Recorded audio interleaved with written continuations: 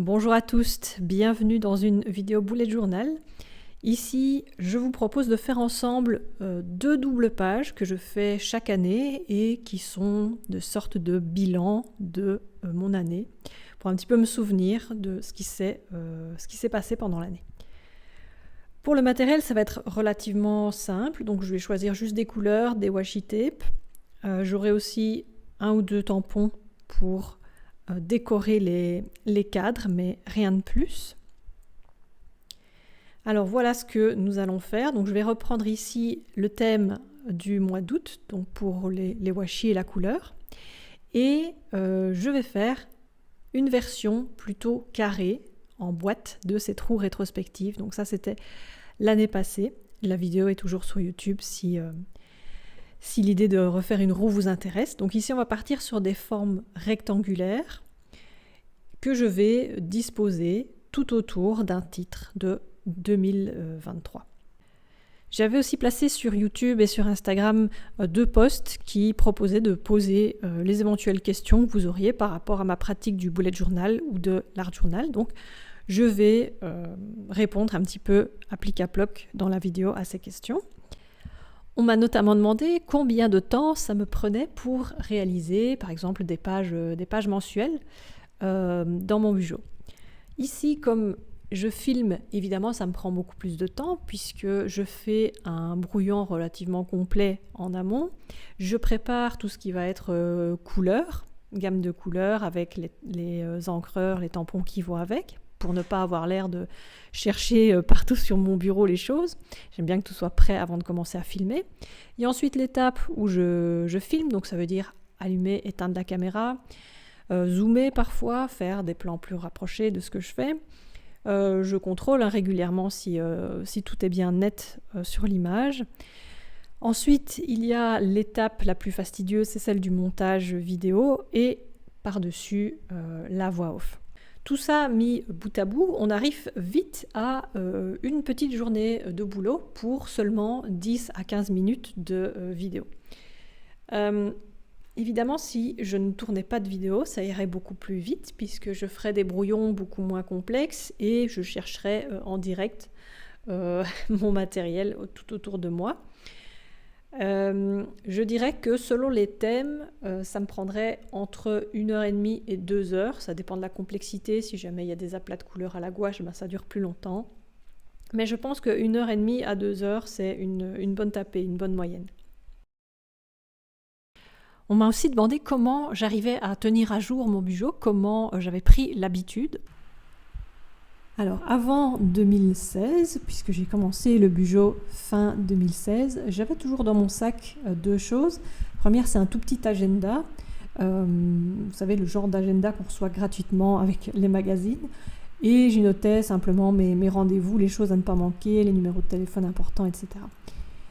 La deuxième chose, c'était un carnet de croquis, un carnet d'artiste, donc un lieu où je notais à la fois les petites questions que j'avais, les choses que je devais chercher sur Internet éventuellement, et où je dessinais mes futurs projets, où je faisais des croquis dans les salles d'attente, ou bien voilà, quand une idée venait, je la dessinais dans ce petit carnet. Et un jour, je tombe sur une vidéo de Solange te parle, qui présente son bullet journal. Et là, ça fait tilt et je me dis, ok, c'est ça qu'il me faut. L'agenda, moi, ça ne m'apporte vraiment aucune joie. Je trouve ça très contraignant. Par contre, avoir un carnet d'artiste qui fait en même temps agenda, vous voyez un petit peu le cheminement, ça m'intéresse bien. Donc j'ai attrapé un carnet dans ma bibliothèque, j'ai fait un calendrier très très rudimentaire pour la planification et je l'ai mis dans mon sac. Je n'ai pas vraiment eu à me poser la question de prendre l'habitude puisque j'avais déjà ce réflexe de sortir un carnet, que ce soit l'un ou l'autre, de mon sac et d'écrire ce qui me passait par la tête. Ici, c'était juste un lieu commun où je pouvais, en plus de tout ce que je faisais déjà, écrire ma liste de courses, prendre les renseignements importants que je devais chercher, les listes de livres que je voulais lire. Ça a été aussi quelque chose de très chouette à faire. Dès le début, j'avais des pages pour un journal de lecture. Donc, je pense que je n'ai pas eu trop de difficultés à me mettre en mouvement par rapport au bullet journal. Et donc, s'il y a bien un truc, un conseil que je peux vous donner par rapport à ça, c'est de faire pareil, de le mettre dans votre sac tous les jours et de le dégainer à la moindre occasion quand vous entendez un mot de vocabulaire qui vous interpelle, une blague par une collègue. Vous sortez votre bugeot, vous le notez, peu importe si ça fait partie de cette culture visuelle ou non, c'est votre carnet et l'intérêt c'est de développer cette relation de deuxième cerveau ou de secrétaire particulier qu'on peut avoir avec un carnet. Voilà, j'ai noté hors caméra sur la page un bref résumé de chaque mois, de ce qui s'était passé d'important pour chaque mois.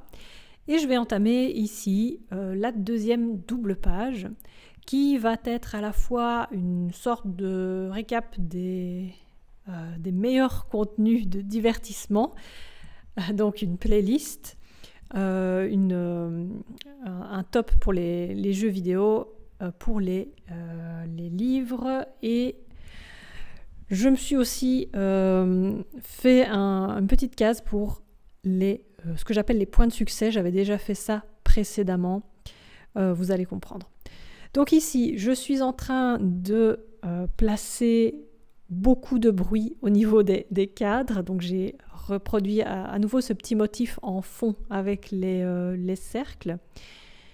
Et ici, je rajoute un tampon pour les cadres. J'ai mis un petit peu de temps à trouver la bonne combinaison pour le lettrage, qui me semblait un peu pâle par rapport au violet du fond. Donc je vais le reproduire sur chaque cadre. Ce que je fais ici, c'est répertorier les petits icônes pour me faire une statistique de business, donc abonnés, Instagram, YouTube, Patreon, etc.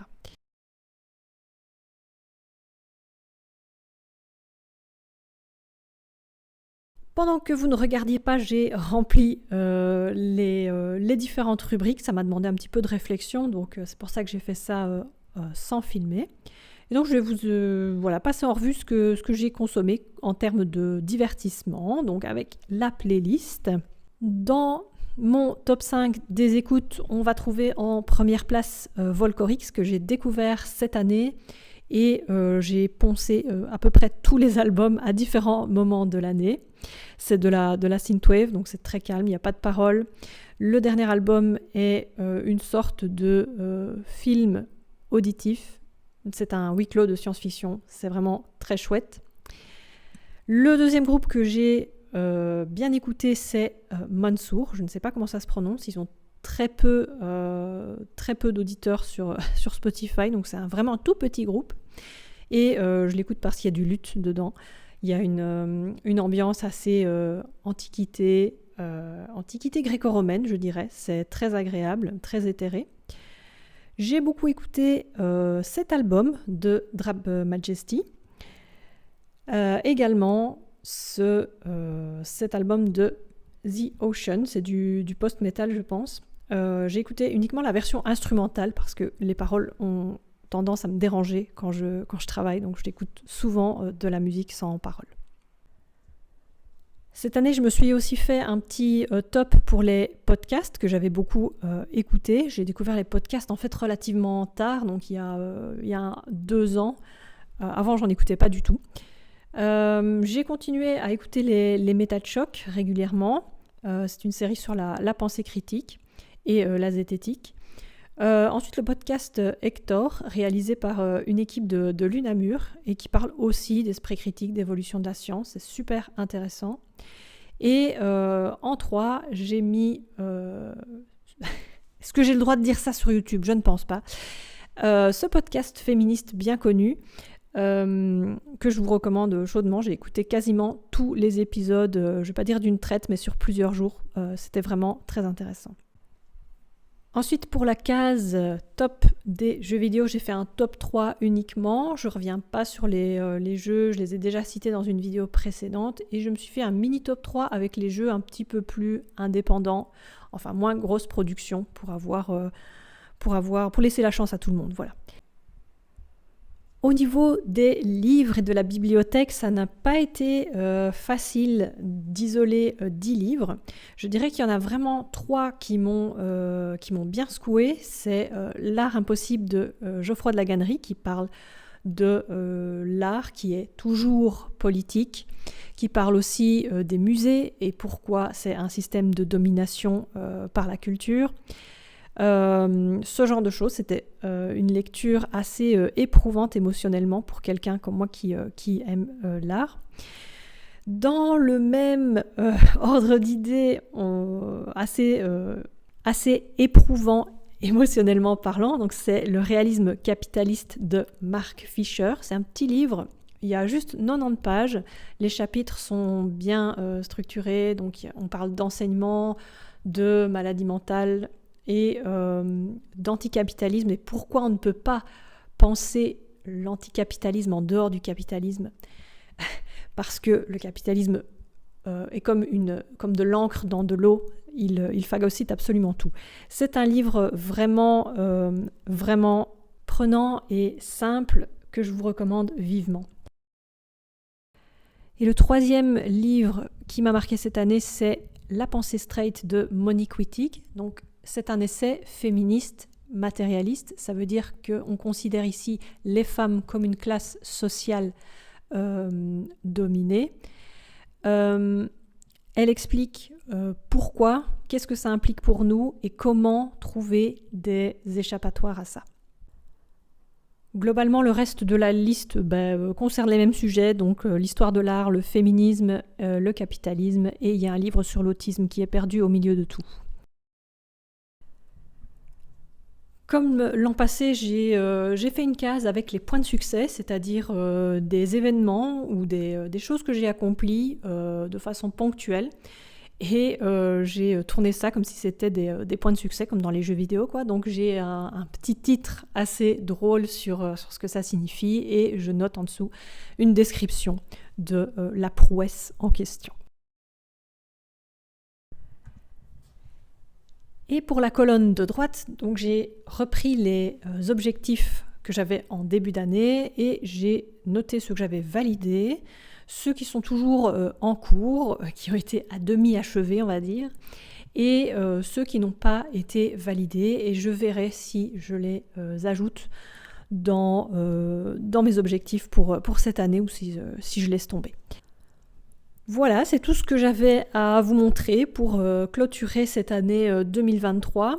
En plus de ces 2 pages, j'ai aussi la roue que j'avais dessinée au tout début 2023, donc qui reprend à chaque fois ce que j'ai fait professionnellement parlant, donc les articles Patreon, les nouveautés Etsy, et tout autour il y a un mood tracker où je note selon la couleur si je vais bien en jaune ou si je vais pas bien en noir, et toute la gamme entre deux.